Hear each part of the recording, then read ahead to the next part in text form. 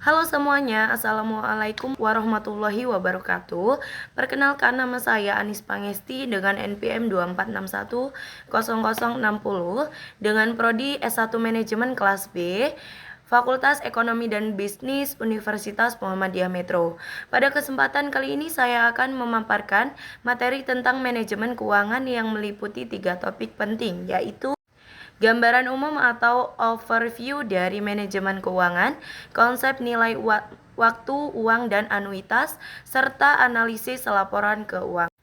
Ketiga materi ini sangat berkaitan satu sama lain dan menjadi dasar penting dalam memahami bagaimana sebuah perusahaan mengelola dan mengembangkan keuangan dengan baik.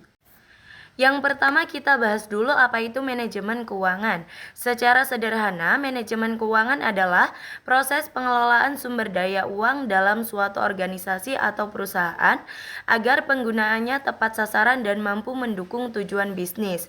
Menurut J.F. Brandley, manajemen keuangan yaitu kegiatan mengelola sumber daya secara hati-hati agar pengeluaran sesuai dengan tujuan perusahaan.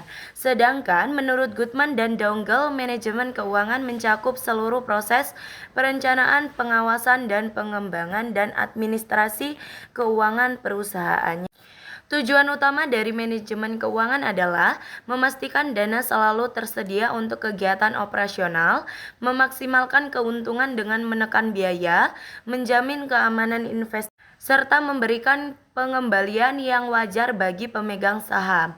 Selain itu, fungsi utama manajemen keuangan meliputi perencanaan dan pengendalian keuangan seperti membuat anggaran dan mengevaluasi kinerja keuangan, pemanfaatan aset agar memberikan keuntungan jangka panjang, pengelolaan modal untuk mengetahui kebutuhan dan sumber pendanaan, pengelolaan arus kas dan resiko supaya perusahaan tetap stabil menghadapi ketidakpastian.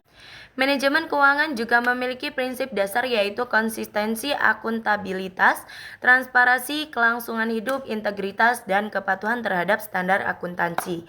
Intinya, manajemen keuangan sangat penting karena membantu perusahaan mengambil keputusan keuangan yang bijak, menjaga kestabilan ekonomi, serta meningkatkan ekonomi perusahaan secara keseluruhan. Selanjutnya kita masuk ke materi kedua yaitu nilai waktu uang atau time value of money. Konsep ini sangat penting dalam dunia keuangan. Prinsipnya sederhana, uang yang kita miliki hari ini lebih berharga daripada uang yang sama jumlahnya di masa depan. Mengapa begitu? Karena uang saat ini bisa diinvestasikan untuk menghasilkan laba atau bunga.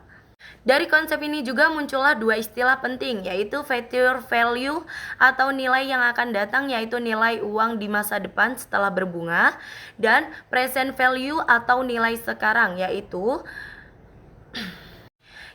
nilai saat ini dari sejumlah uang yang akan diterima di masa depan setelah dikurangi faktor bunga. Selain itu, kita juga mengenal anuitas, yaitu serangkaian pembayaran dengan jumlah yang sama dalam jangka waktu tertentu. Anuitas sering digunakan dalam cicilan pinjaman atau tabungan berjangka. Adapun contoh soalnya, simak baik-baik ya. Oke, ini adalah contoh soal untuk future value sama present value, dan untuk yang pertama itu ada future value. Contohnya yaitu, jika kamu menabung 2 juta dengan bunga 8% per tahun selama 3 tahun, berapa sih nilai uangmu di masa depan? Rumusnya yaitu FV sama dengan PF buka kurung 1 plus R tutup kurung pangkat N. Diketahui PF-nya yaitu 2 juta. Untuk R-nya yaitu 8%, didesimalkan menjadi 0,08. N-nya itu 3 tahun. Oke. Jadi untuk penyelesaiannya yaitu PF sama dengan 2 juta buka kurung 1 ditambah 0,08 tutup kurung pangkat 3. FV sama dengan 2 juta buka kurung 1,2567. FV sama dengan 2.519.400.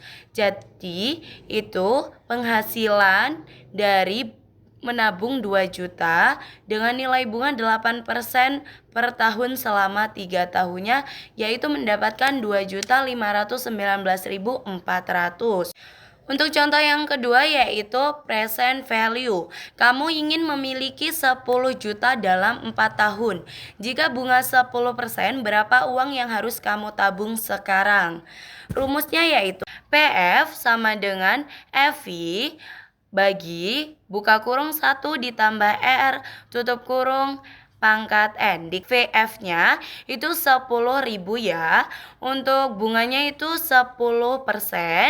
Untuk didesimalkan menjadi 0,10. Untuk jangka waktunya itu 4 tahun. PF sama dengan 10 juta dibagi buka kurung 1 ditambah 0,10 tutup kurung pangkat 4. PF sama dengan 10 juta dibagi buka kurung 1,10 tutup kurung pangkat 4. PF 10 juta dibagi 1,4641. PF sama dengan 6.832.000. Nah, konsep ini sangat penting bagi investor maupun manajer keuangan dalam mengambil keputusan seperti investasi, pinjaman, dan pembiayaan. Kita lanjut ke bagian ketiga yaitu analisis laporan keuangan. Laporan keuangan adalah catatan informasi keuangan perusahaan dalam satu periode akuntansi yang menggambarkan kondisi dan kinerja perusahaan. Laporan keuangan biasanya terdiri dari neraca, balance sheet, laporan laba rugi, income statement, dan laporan arus kas, cash flow statement. Analisis laporan keuangan dilakukan agar kita bisa menilai posisi keuangan dan kinerja perusahaan, baik dibandingkan dengan tahun-tahun sebelumnya maupun dengan perusahaan lain. Pihak-pihak yang membutuhkan analisis laporan keuangan antara lain kreditur untuk menilai kemampuan perusahaan membayar utang dan bunga, manajemen untuk mengetahui kekuatan dan kelemahan perusahaan, dan investor untuk menilai apakah perusahaan layak dijadikan tempat investasi. Ada 4 jenis utama analisis laporan keuangan. Yang pertama, analisis rasio keuangan, yaitu membandingkan angka-angka laporan keuangan untuk menilai kinerja seperti rasio solvabilitas, kemampuan membayar utang jangka pendek, rasio aktivitas, efisiensi penggunaan aset, rasio leverage, seberapa besar ketergantungan perusahaan pada utang, dan rasio profitabilitas yang menunjukkan kemampuan menghasilkan laba. Untuk kedua yaitu analisis tren untuk melihat perkembangan naik turunnya angka dari waktu ke waktu. Analisis comp size dibandingkan komponen laporan keuangan dalam bentuk persentase terhadap total aset atau pendapatan. Yang keempat ada analisis indeks yang membandingkan data ke tahun dasar tertentu. Dengan analisis ini, manajemen dapat mengetahui kondisi keuangan perusahaan, perancang strategi bisnis yang tepat, dan menjaga stabilitas usaha. Baik teman-teman, dari pembahasan 3 materi tadi, kita bisa menyimpulkan bahwa manajemen keuangan membantu perusahaan mengatur dan mengoptimalkan penggunaan dana agar tujuan bisnis bisa tercapai secara efisien.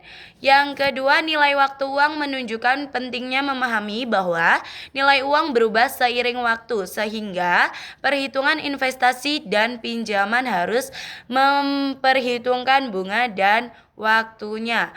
Ketiga, ada analisis laporan keuangan memberikan gambaran nyata tentang kondisi perusahaan yang menjadi dasar pengambilan keputusan bisnis dan keuangan. Semua konsep ini saling berkaitan dan menjadi pondasi utama dalam pengelolaan keuangan perusahaan secara profesional. Terima kasih sudah menyimak presentasi ini. Semoga bermanfaat dan bisa menambah pemahaman kita tentang manajemen keuangan. Wassalamualaikum warahmatullahi wabarakatuh. Bye-bye semuanya. Aduh.